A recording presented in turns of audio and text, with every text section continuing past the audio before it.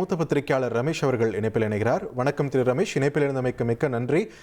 அண்ணாவை எடுத்துக்கிட்டாங்க, எம்ஜிஆரை எடுத்துக்கிட்டாங்க, அதிமுக விமர்சனம் பண்ற ஸ்டைலையும் எடுத்துக்கிட்டாங்க. அடுத்தது அதிமுகவுடைய அந்த கோர் ஓட்டர்ஸ், திமுகவுக்கு எதிரான வாக்குகள், அதுதான் டார்கெட்னு நினைக்கிறீங்களா தாவேகாவுக்கு? அப்படித்தான் அவருடைய பேச்சு கட்டமைக்கப்பட்டிருந்தது. திராவிட முன்னேற்ற கழகத்தினுடைய விமர்சனங்களில் மிக வலிமையும் கூர்மையும் இருந்ததை நான் பார்த்தேன். எனக்கு முன்னாலே பேசிய பத்திரிகையாளர் மத்திய அரசினுடைய திட்டத்தை ஏன் குறை கூறவில்லை என்று கேட்டார். இப்போது நடக்கப் போவது சட்டமன்ற தேர்தல். ஆகவே இப்போது நடைபெற்றுக் கொண்டிருக்கக்கூடிய ஆட்சியினுடைய குறைபாடுகளைத்தான் மிக முக்கியமாக மேலோங்கி சொல்ல வேண்டும்.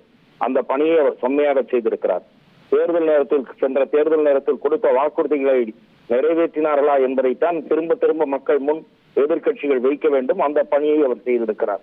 மத்திய அரசு கொடுத்த வாக்குறுதிகளை செய்திருக்கிறதா என்பது நாடாளுமன்ற தேர்தலின் போது எழுப்பப்பட வேண்டிய கேள்வி. ஆகவே அதை திசை திருப்புகிற முயற்சி பாஜகவும் இருக்கே. இப்போது நடைபெறப் போவது சட்டமன்ற தேர்தல். இப்போது நடைபெற்றுக் கொண்டிருக்கிற ஆட்சி 4.5 ஆண்டுகளை நிறைவு செய்து கொண்டிருக்கிறது.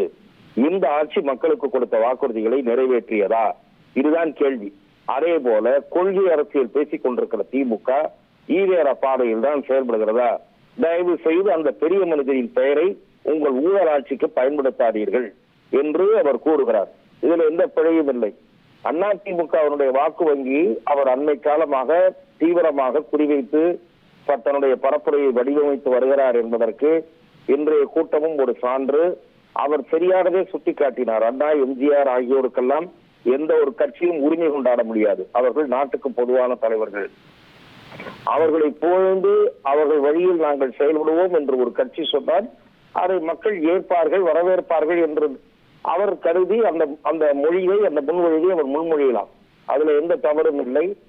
இன்றைக்கு அதிமுகவில் இருக்கக்கூடிய தலைவர்களுக்கு மறைமுகமாக அழைப்பு விடுக்கிற வகையிலே செங்கோட்டையனை பாராட்டி, அதே போல செங்கோட்டையனை போல மேலும் பலர் வருவார்கள், அவர்களுக்கெல்லாம் உரிய அங்கீகாரம் தரப்படும் என்று சொன்னது அதிமுகவை கொஞ்சம் உழுக்கும் என்று நான் கருதுகிறேன்.